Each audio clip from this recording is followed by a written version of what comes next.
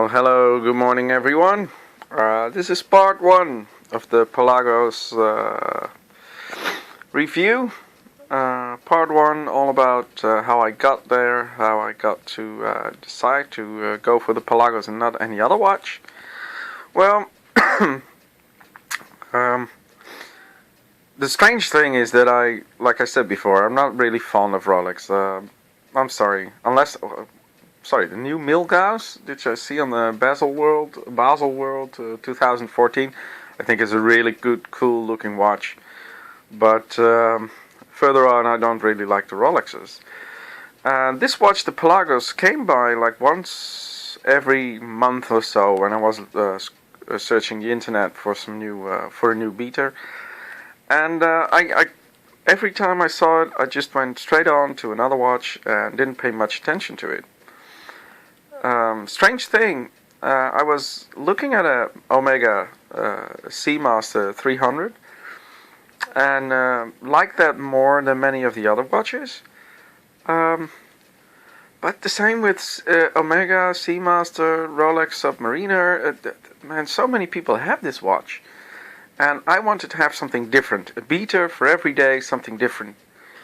And then I got to Tudor.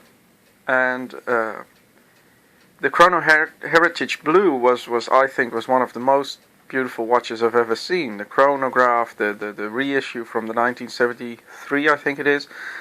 It really is a great looking watch. And I wanted to buy that one. And I sent a few emails to a few people on YouTube, for example Andy Hunter, and received a couple of emails back. And suddenly I just saw on the Tudor website all the different versions, and then suddenly this one.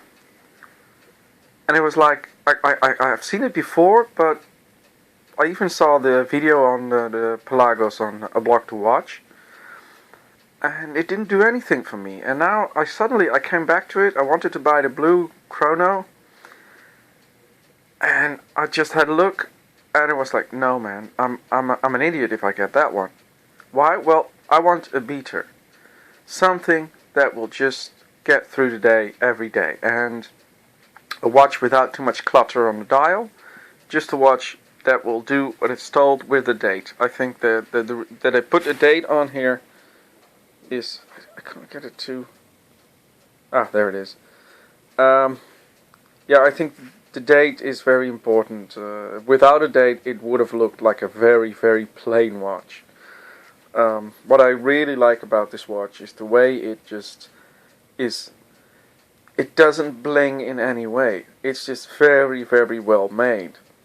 And that's the best thing I think about the whole watch. It's very, very well made. It's titanium. Never thought that I would choose titanium, but because I call it the anti-bling watch. Because it's titanium, it doesn't shine like stainless steel does, and it really the black. One of the reasons I bought it is because it's black. Now that's very strange because I didn't have a black dial watch yet.